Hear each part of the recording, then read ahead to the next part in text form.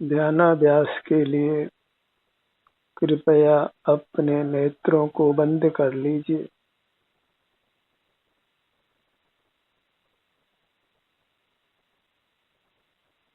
अपना ध्यान अपने शरीर पर ले आइए।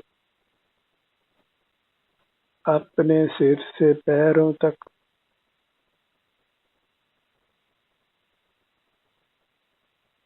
यह आपका आनंद भवन है,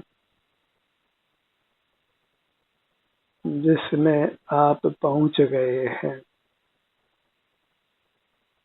इस आनंद भवन में बने रहिए।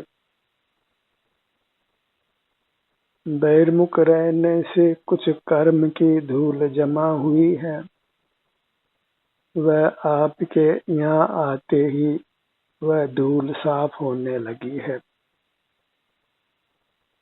और थोड़े समय यहाँ बने रहिए, पूरी धूल साफ होगी और फिर आप अनंत काल तक अपने इस आनंद भवन में आनंद से रहिए। बाहर कहीं ऐसा आनंद भवन नहीं है पूरे ब्रह्मांड में।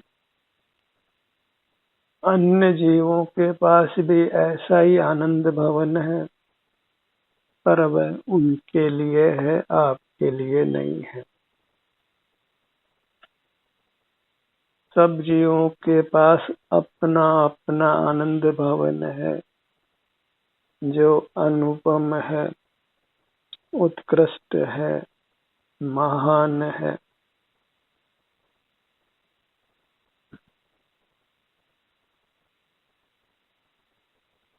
सिर से पांव तक अपनी मुद्रा को लक्ष्य में लीजिए। अमूर्त होने पर भी आपको आपकी मुद्रा अनुभव में आती है।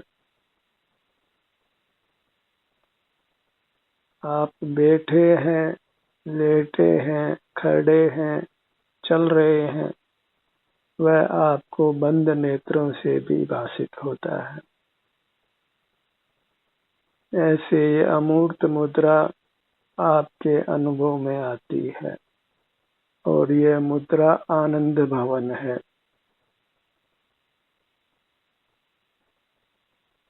इसके सन्मुख रहना ही इस आनंद भवन में रहना है, आनंद को भोगना है।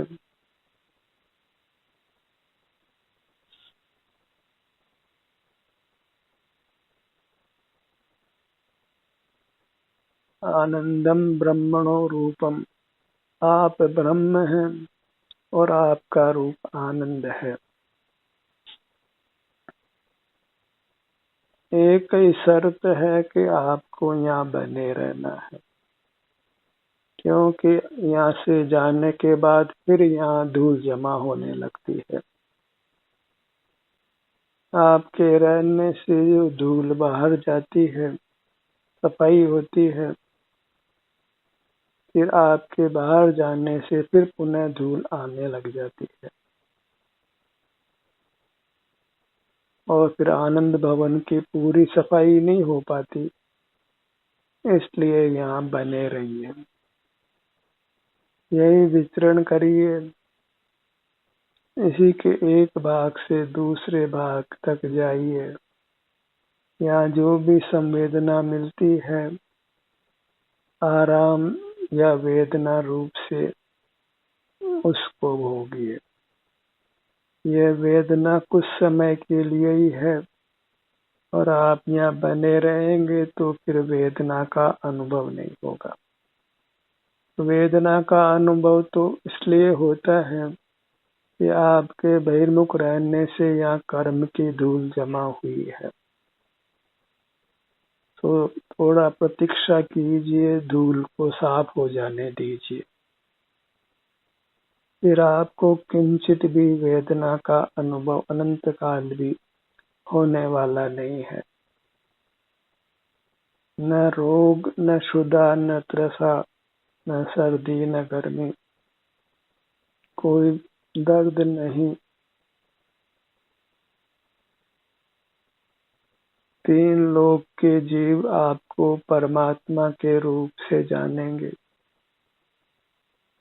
आपको जाने या न जाने परमात्मा को भजेंगे और वह परमात्मा आप भी होंगे। लोग पूजा करे या नहीं करे इससे कोई अंतर नहीं पड़ता, आप आनंद भोजी हो जाते हैं। आनंद का भोग होना ही आपका शुद्ध स्वरूप है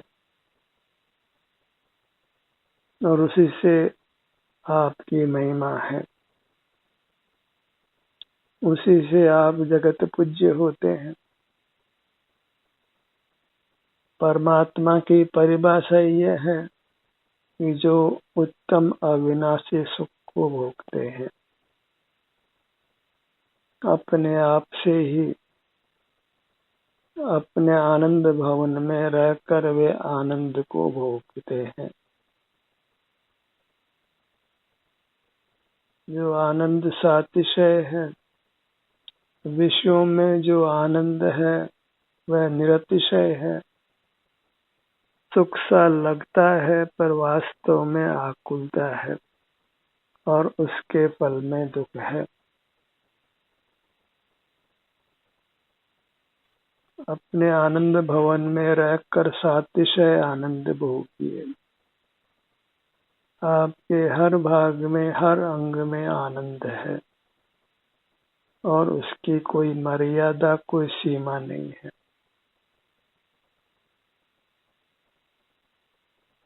अपने शरीर के स्वास्थ्य की स्थिति को जांचते रहिए। सिर से प्रारंभ करते हुए पगतली तक पहुंचना है। पगतली से प्रारंभ करते हुए सिर तक पहुंचना है या फिर यद्वा तद्वा किसी भी स्थान में रहिए, अपने स्थान में रहना है। मिश्री का हर भाग मीठा है, ऐसे आपका हर भाग आनंदमय है।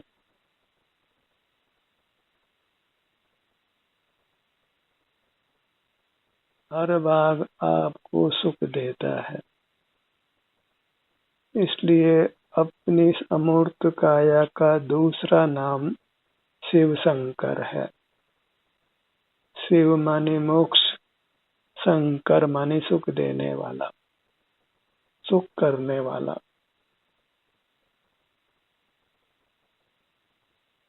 इसी में रमण करते हुए रहना आपका स्वभाव है। अपने सन्मुख रहते हैं तो आपको अपने में ही आनंद का भोग होता है। वही रमण है जिससे आप राम होते हैं।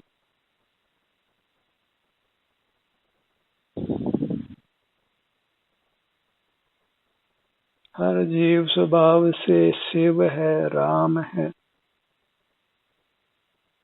आनंद का कंद है।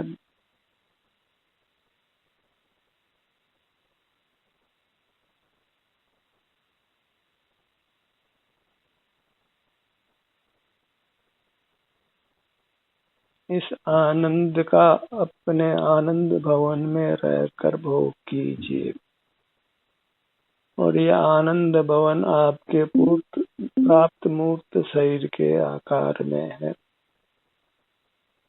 प्राप्त मूर्त शरीर के अंगोपांग रूप है।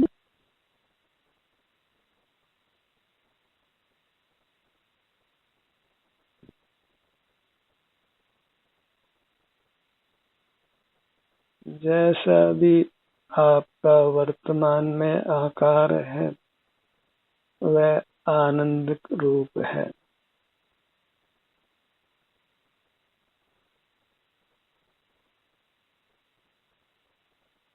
कोई भी आकार हो उससे कोई अंतर नहीं पड़ता है। अंतर इस बात का ही पड़ता है कि हम बहिर्मुख हों तो यहाँ कर्म की धूल जम जाती है और उससे आनंद अनुभव में नहीं आता है, वह आनंद को रोकता है। परिणाम बने रहते हैं तो वह धूल साफ हो जाती है और फिर नूतन धूल भी नहीं आती है।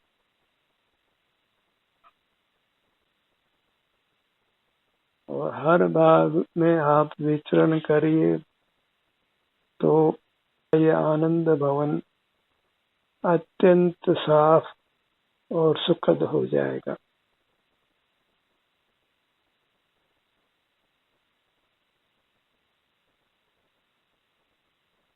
कुछ करना धरना नहीं है, बस अपने आनंद को भजना है। केवल अपने आनंद को भोगना ही हमारा काम है। मात्र आनंद को भोगते हुए रहना, जिस आनंद का शब्दों से वर्णन करना संभव नहीं है। 1000 लाख जीव बनाए तो भी उस आनंद का कथन नहीं हो सकता है, उस शांति का कथन नहीं हो सकता है जो आप अपने आनंद भवन में आकर पाते हैं।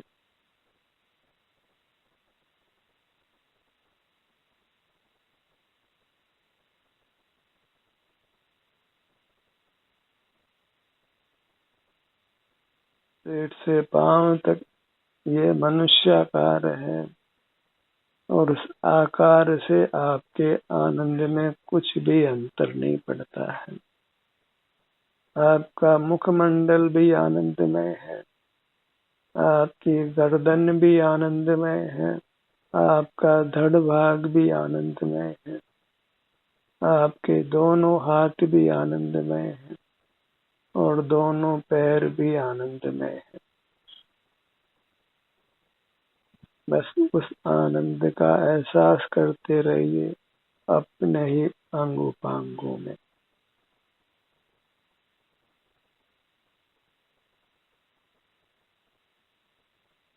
अपने में विहार वही उत्तम विहार है, जहाँ किंचित भी आकुलता नहीं है और किंचित भी जोखिम नहीं है।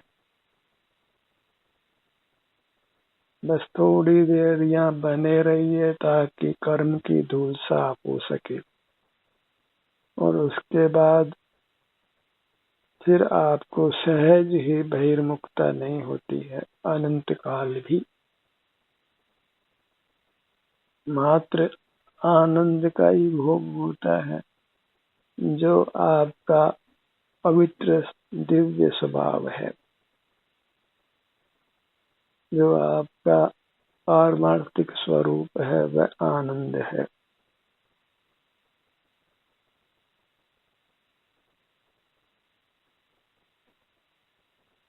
सब जीव अंतरंग में देव हैं और अंतर में रहने से प्रकट देव हो जाते हैं।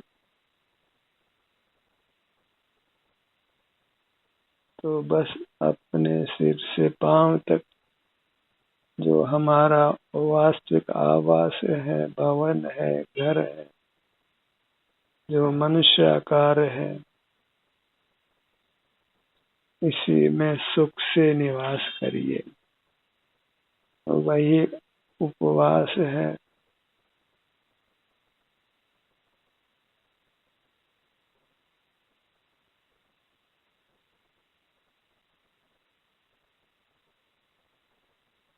ज्ञान में त्याग रूप अवस्था हो बाह्य पदार्थों के।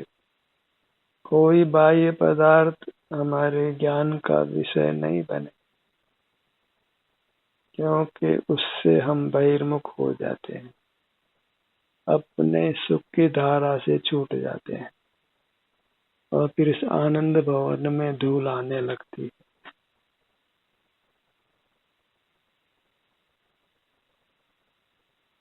यत्न पूर्वक अपने में बने रहिए, अपने ही शरीर में, और इसके हर भाग के स्वास्थ्य की स्थिति को अनुभव में लेते रहिए।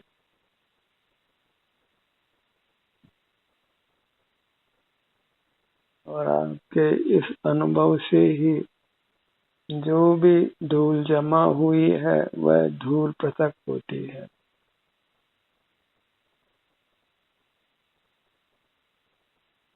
एक बार पूरी धूल साफ कर लेने के बाद फिर किंचित भी धूल नहीं आ सकती है।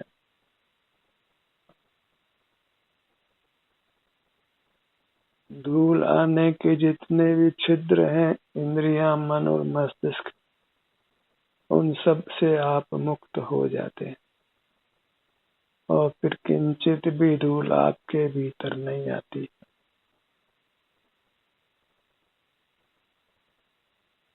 आप सिद्ध परमात्मा बनकर फिर अनंत काल तक सुख से रहते हैं।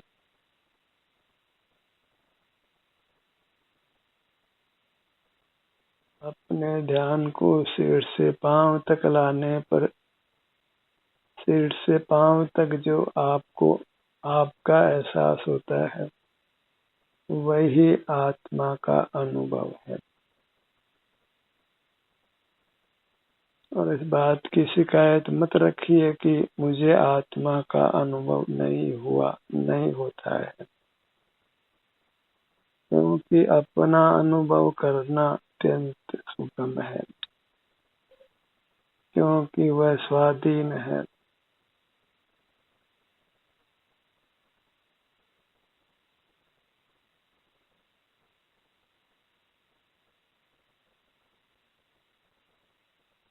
अपने दोनों नेत्रों के भाग पर आ जाइए। फिर आपको अपने ही अंग उपांगों पर आना है।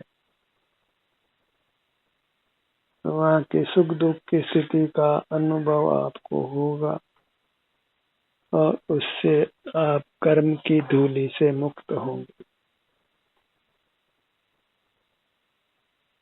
मन शांत होगा, इंद्रियों को विश्राम मिलेगा,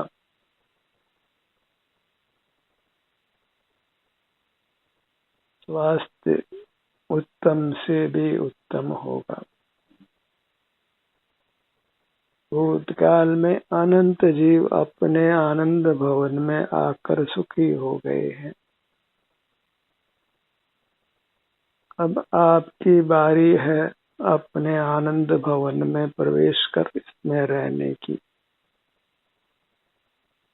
और इस बारी को ठुकराना नहीं है,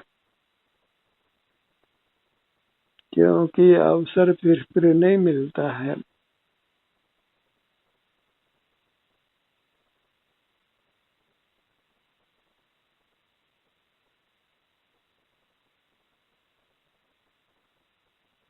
बंद नेत्र होने पर भी आप अपने किसी भी भाग तक पहुंच सकते हैं।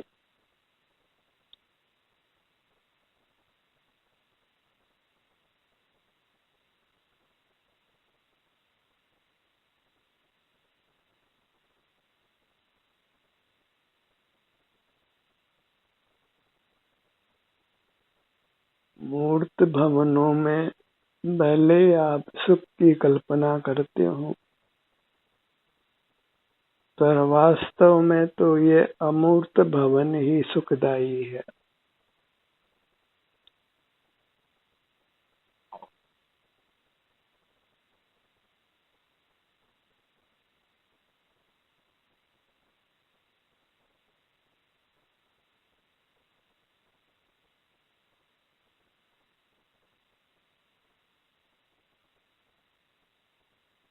अपने ललाट भाग पर आइए। हर भाग अत्यंत दिव्य है। ऐसा ही है जैसा सिद्ध परमात्मा का भगवान का होता है।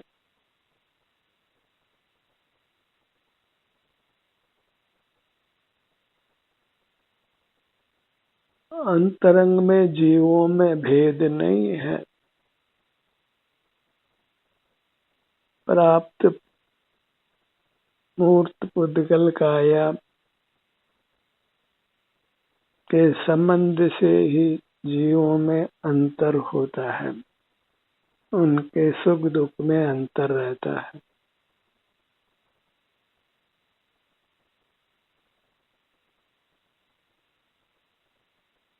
अपने कानों के भाग पर आइए।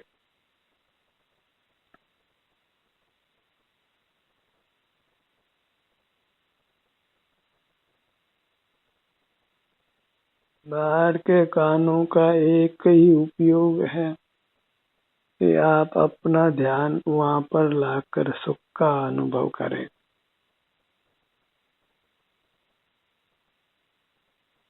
एकमात्र यही प्रयोजन है कि बाहर के कान सुनने का व्यवसाय नहीं करते हैं। कर्ण इंद्रिय तो भीतर रहती है, कर्ण छिद्र के अंदर। फिर भी बाहर में जो कान की रचना है वह मात्र अनुभव में लेकर परमात्मा होने के लिए है। इसलिए इस बाहर के कानों के भाग पर अपने ध्यान को लाइए।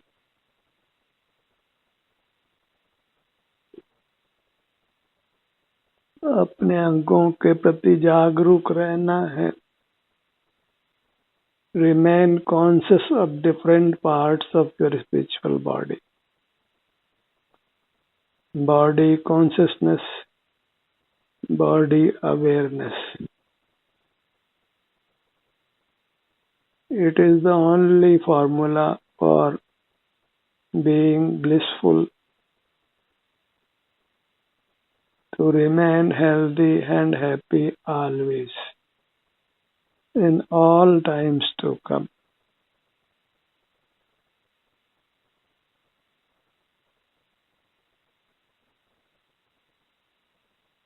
अपनी इस अमूर्त काया जो अंतर्दृष्टि से आपके अनुभव में आ रही है, मनुष्याकार जितने क्षेत्र में, इसकी महिमा लीजिए। इसी का अनुभव करिए और उत्तम सुख को प्राप्त करिए। अपने नासिका भाग पर आइए।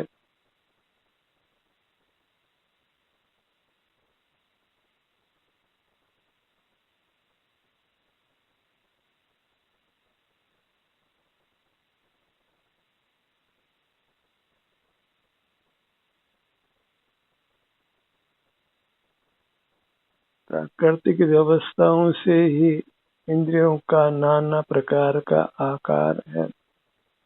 उस संबंध में कुछ भी उवापो मत करिए।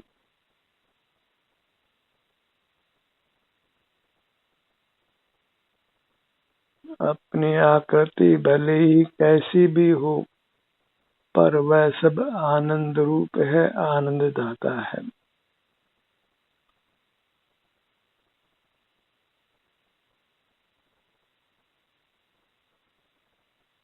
अपने दोनों गालों का भाग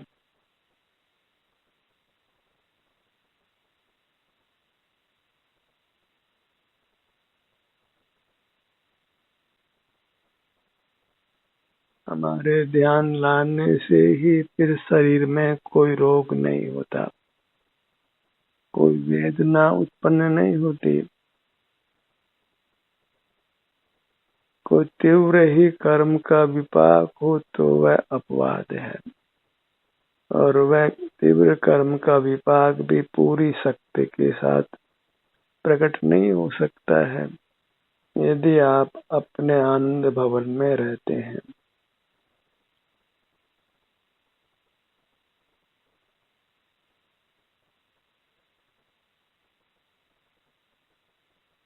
पूरा चेहरा ठुड्डी से सिर तक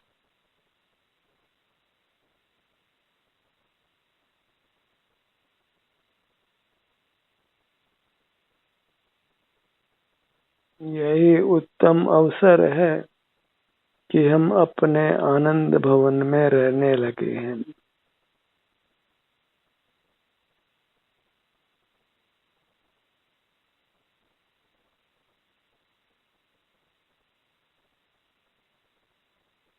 अब चूंकि आपको ये आनंद भवन जो अमूर्त है और अनुभव में आ गया है, तो अब इस आनंद भवन में ही रहने का प्रयास करना है। यथासंभव इसके बाहर नहीं जाना है।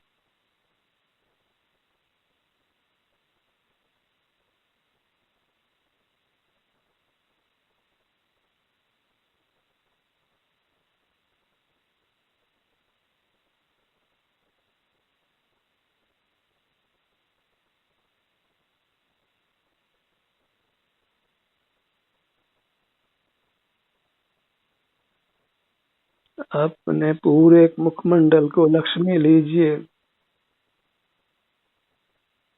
पूरा मुखमंडल, मूर्त मुखमंडल तो आपने देखे हैं। अपना मूर्त मुखमंडल दर्पण में और दूसरों का मुखमंडल आंखों से। अब ये अपना वास्तविक अमूर्त मुखमंडल के सुख का अनुभव कीजिए।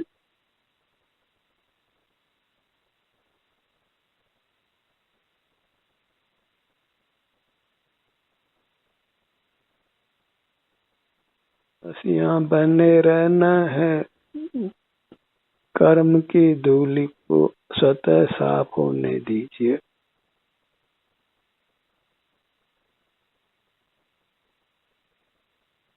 अपने गर्दन के भाग पर आइए।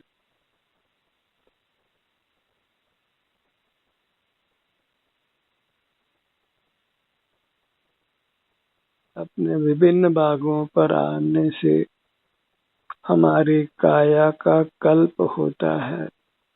बिना किसी औषधि का सेवन किए, बिना किसी रसायन का सेवन किए।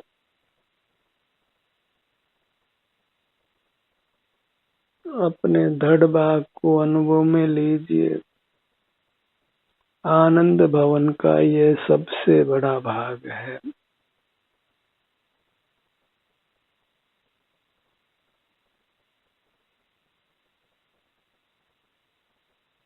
हमारा सिद्धालय यह अमूर्त काया ही है।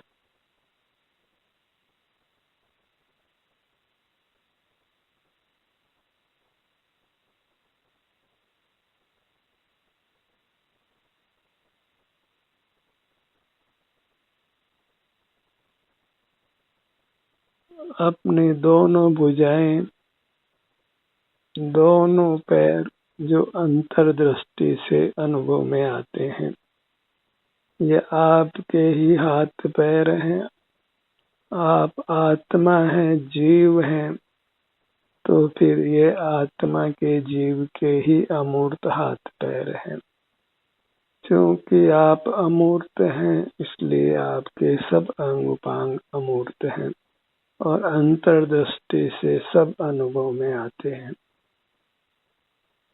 और ये अंतर्दृष्टि ही परमात्मा की पूजा करना है। ध्यान का ये सत्र यहीं समाप्त होता है। आपकी सहभागिता के लिए धन्यवाद।